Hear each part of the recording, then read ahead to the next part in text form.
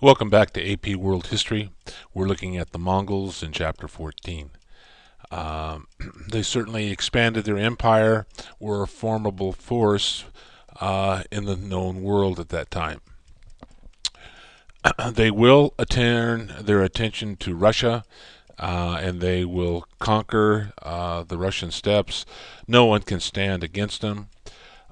Kiev fell to the Mongols, was reduced to a pile of smoldering ashes because they resisted, and all those inside were killed. This was to send a message to your enemy that this would be what happened to you. Often the Mongols would spare one man in a city and tell him to go to the next one and report what they had done to level his city, and this instilled fear into all those who stood before the Mongols, those who resisted. Eventually, the Mongols will conquer most of Russia, and they will cut them off from the rest of Western Europe. And when Western Europe is going through the Renaissance, they're sort of isolated. Um, Russian princes will become vassals. They will pay tribute to the Mongols. This will go on for about 2.5 centuries. Um, the interesting thing about the Mongols is they didn't really care about religion all that much. There was freedom of religion within their kingdom. All were free to practice whatever they wanted to believe as long as they paid tribute and were loyal to the Mongols. You stepped out of line and they would crush you. The Russians will improve their economy because they will trade with the Mongols, but the Russians are going to look east rather than looking west. Russian capital will be moved to Moscow. The Mongols will rule from there. It will collect their tribute from there, from the various kingdoms or princes within Russia. Before the Western Europeans knew the intent of the Mongols, some were hoping that they would be a force against Islam. You have to remember now that Islam and Christianity were at each other's throat. Some believed that the Mongols were what they called a lost kingdom led by Prester John, which was supposedly going to battle the Mongols. They were convinced that this might be the case when the Mongols assaulted the Persian Empire, Khwarezm. Although this myth is going to be dispelled because the Mongols are going to turn their attention to Hungary. When they refuse to surrender to the Mongols, they are going to be executed. And all of the Western Europe, is going to be trembling. Really, the only thing that saves Western Russia or Western Europe is the fact that the Khan dies, and so the Mongols will stop in their tracks, and they will retreat back to the capital to elect a new Khan, a great Khan. Odi I of the Mongol Empire will die, and then Batu return to Karakorum to select a new Kangye. And Western Europe is saved. And they never really return, which is sort of interesting.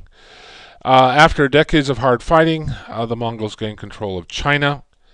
Xia, and the Jin kingdoms will fall to the Mongols, and then they will turn their attention to the Song dynasty. It will take them several years to do this.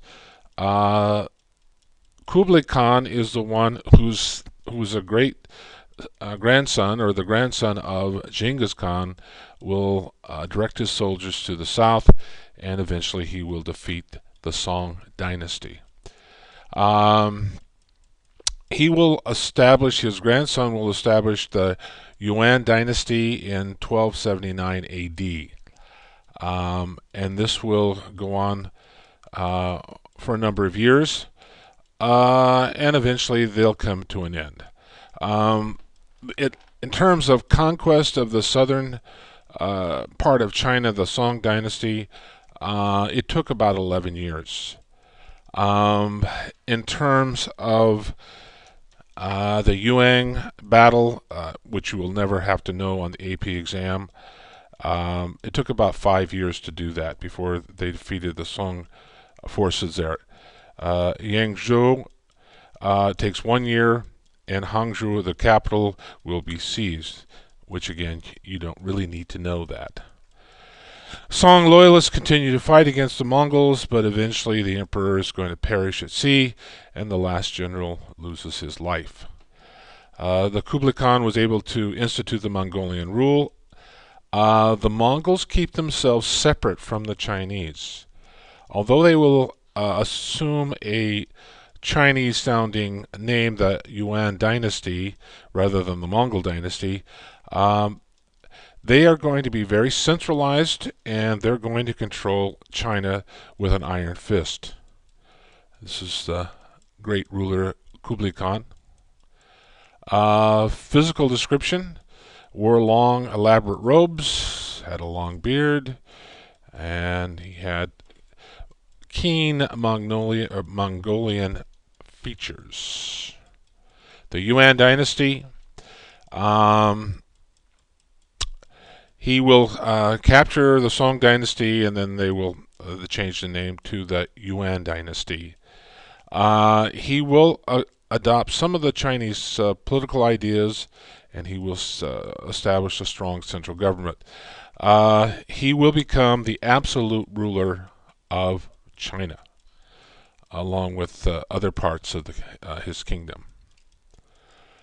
Kublai Khan will eventually meet Marco Polo. His father and his uncle will travel to China.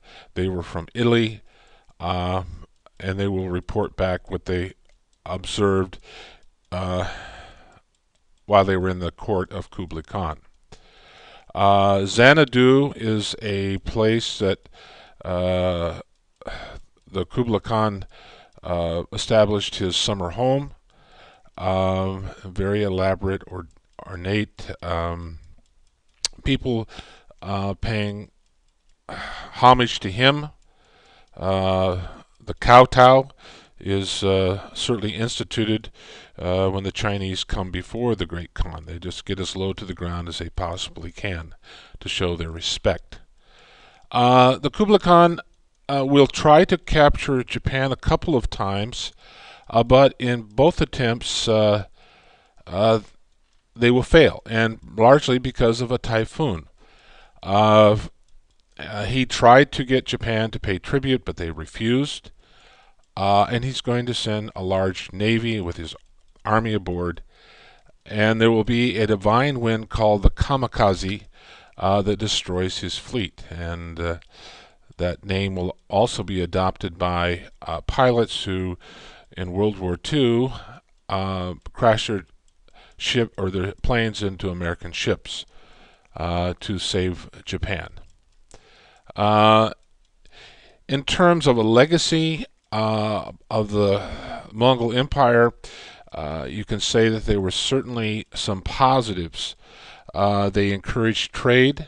The Silk Road from west to east was safe. No one dared steal anything because the Khan's forces would destroy you. And so the merchant class is going to grow in China. He wasn't necessarily, the Khan, Kublai Khan was not a big fan of Confucius, scholars, and bureaucrats. He tended to do this. He tended to put his people in the main positions and lesser Chinese officials in the local areas, and they paid tribute to him. In fact, he considered the Confucius scholars as parasites. He elevated the artisans and merchants, which before this time were at the bottom of the social scale. So this is going to be good for some and not good for others. He encouraged foreign ideas and religions. just as long as you were loyal to him and his empire. But they will actually live separate lives from the Chinese. He will extend some building in terms of canals and roads. He will extend the Great Canal to Beijing, which will later become the Forbidden City. Failed expeditions to Southeast Asia, and this would be in Vietnam and those kinds of places, show the decline of the Mongol rule. Eventually, the Yuan dynasty, the Mongol dynasty, will come to an end in the 1300s. Zhu Xingyang will be the man who comes from a poor family, rises to the top, and leads an army against the Mongols, and eventually will establish the Ming dynasty. The Mongols' rule in Persia will collapse in 1330s, and Central Asia about 1370. The only part of the empire that stayed intact was that of Russia, and it will be under their control for about 250 years. This shows the dynasties of China from 500 to 1400, and you can see where the Yuan dynasty comes at the end, and then they'll be replaced by the Ming dynasty. So this concludes our lesson on the Mongols, and certainly they had a tremendous impact on the known world. And we'll stop right there.